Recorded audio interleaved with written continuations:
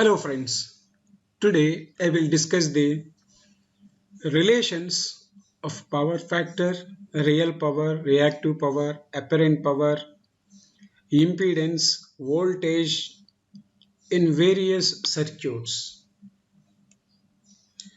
So let us take the first power triangle. Power triangle consists of totally three parts. One is called real part or real power. The other is called the reactive power, which is represented on the y-axis, and the other one is called the apparent power. The resultant of the reactive power and real power is the apparent power. The angle between the apparent power and the real power is called the power factor angle of the circuit. So we can represent this S as S is equal to P plus JQ. Then from this circuit or from this vector diagram we can write cos phi is equal to P by S. So P is nothing but true power divided by apparent power. So similarly sin phi is equal to Q by S, and that is nothing but reactive power divided by apparent power. And that S we can write as S is equal to V into I, and units are volt amperes, and P is represented by Vi cos phi using this formula. So then we get the units for the real power are watts, and Q we can get from this that as Q is equal to Vi sin phi, and the units are watts. The same thing we can write like this from the vector diagram. P is equal to S into cos phi, that is equal to Vi cos phi. Q is equal to S into sin phi, that is equal to Vi sin phi. So coming to the pure elements circuits, suppose we want to know the power in a Vi relation of the resistor. So this is the pure resistor connected across a AC supply, and it is taking current I.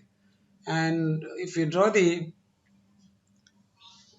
power diagram or power triangle, we get like this. This is the real power, and this is the reactive power, and this is the apparent power. This is a general power triangle. So what is existing for this, that we see now. So in a pure resistor, the voltage and the current flowing through it, they are in phase with each other.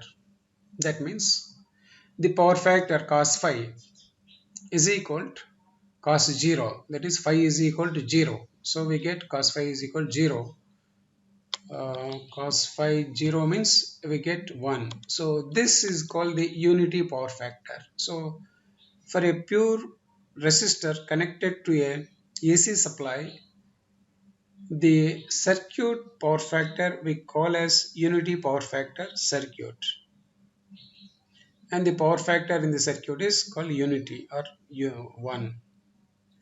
And if you apply the same thing to this power triangle to get the reactive power and apparent power, we get like this. We know Q is nothing but S into sin phi, whereas in this case phi is 0. So sin 0 means 0. So we get reactive power is equal to 0. Similarly, uh, real power we can write as S into cos phi, and we know what is apparent power, that is nothing but applied voltage and the current flowing through that, that is V into I into cos phi. So for a pure capacitor, the phi value is 0, so cos 0 means 1, so we get Vi into 1, that is equal to V into I. And from the power triangle we can say the real power is equal to apparent power in a pure resistive circuit. Let us see the pure inductive circuit and the power relations. In a pure inductive circuit, voltage leads the current by 90 degrees like this. So then the power factor angle which is nothing but the angle between the voltage and the current flowing through the inductor. So in this case it is 90 degrees. So cos phi is nothing but cos into cos of 90 degrees. Cos 90 means 0. So for a pure inductive circuit connected to the AC supply, then we call the power factor of the circuit as like 0 power factor lagging. And same term we use in the machines voltage regulation methods. Then we know the real power relation, that is P is equal to S into cos phi, and S is nothing but V into I. So Vi will be present, and whereas phi is 90 degrees, so we get cos 90 here. So Vi cos 90 means it is 0. So automatically Vi into 0 means 0 watts. So the power loss in a pure inductor is 0 watts, means there is no real power existing for a pure inductor. Then coming to the reactive power, Q is equal to S into sine of power factor angle. Power factor angle here is 90 degrees. So we say S into sine 90. Sine 90 is nothing but 1. So we get S 90 is equal to S, that is nothing but V into I. So if you observe here, so from this we can say the real power is 0, whereas the reactive power is equal to apparent power. Then coming to the pure capacitive circuit, so the voltage and current relation in a pure capacitor is current leads the voltage by 90 degrees like this. Then, so the angle between the voltage and the current is called the power factor angle, that is 90 degrees. So we say cos phi, that is cos 90, that is equal to 0. So then we say this is 0 power factor leading circuit. Then if you apply the voltage, the power triangle principles here, we get P is equal to S into cos phi. So S is known as V into I. So cos phi here is 0. So Vi into 0 means 0. So the real power in the pure capacitive circuit is 0 watts.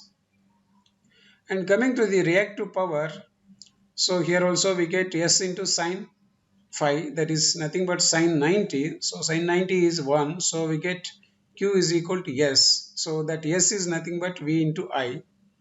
So in a pure capacitive circuit, we can say the reactive power and the apparent power are one and the same, and the real power loss in the capacitor is equal to 0. So far we have seen how the real power, reactive power and the apparent power and the power factor are related for pure OR circuit, pure capacitive circuit, pure inductive circuit have seen. So now let us see the mixture of the circuits like RL circuit and RC circuit. So suppose we take the RL circuit, which is connected to the uh, sine wave or AC voltage like this, then it takes the current called I. The inductive reactance we normally represented with JX or JXL. So once we draw the impedance diagram for this, that is nothing but Z is equal to R plus JXX, JX or JXL. Then we get the impedance triangle like this. R is represented on real axis and the reactive component is represented on y-axis, that too positive because it is an inductive reactance. So then the resultant of R and the X is nothing but the net impedance of the circuit, that is nothing but Z is equal to R plus JX. Suppose we draw the voltage diagram for this, voltage vector diagram, we get like this. So I into R is nothing but VR, and whereas I into XL is nothing but VL, and because of the voltage across the inductor will lead the uh, resistive voltage by 90 degrees like in this case. So we get like this. then we get the resultant of VR and VL is nothing but V. So this V we can say VR plus J VL.